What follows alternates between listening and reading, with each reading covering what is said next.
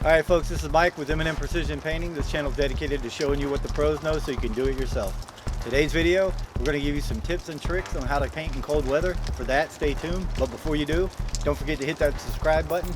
Give us a like and a thumbs up. Here we go, guys. Are you still looking at me?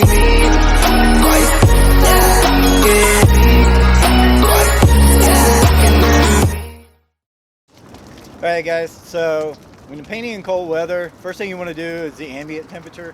What we like to do is use a thermometer in the shade to figure out like what the true temperature is. Once you get your ambient temperature, one of the lowest rated paints is down to 35 degrees Fahrenheit.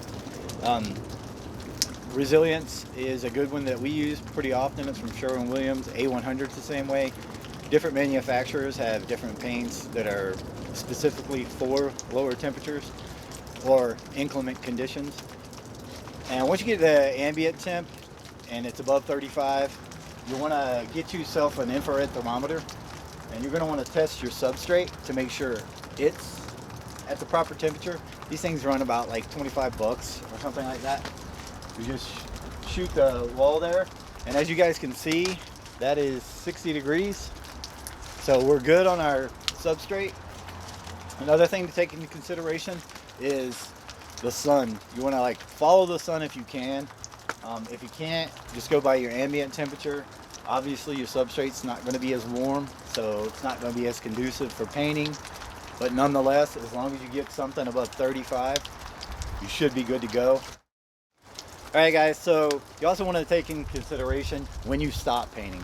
What I mean by that is this stuff's going to have time to set up and dry. That top coat's going to have to dry before it reaches below the rated temperature. So 35 is our rated temperature. So let's say we stop painting at 5.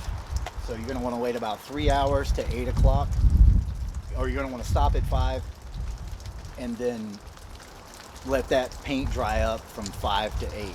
Okay, so what that does is it gives time for the top coat to dry up so you can avoid problems like frosting, blistering, things of that nature. If that top coat stays open for too long, what you'll get is what I just said, frosting, or the paint will actually freeze before that top coat has time to dry. And you'll run into some really bad issues, and you'll have to come back and either do touch-ups or paint the whole thing again. So remember, give your paint roughly about 2 to 3 hours before it gets below the temperature rating on that particular paint. Even if you're using higher temp paint, same principle applies.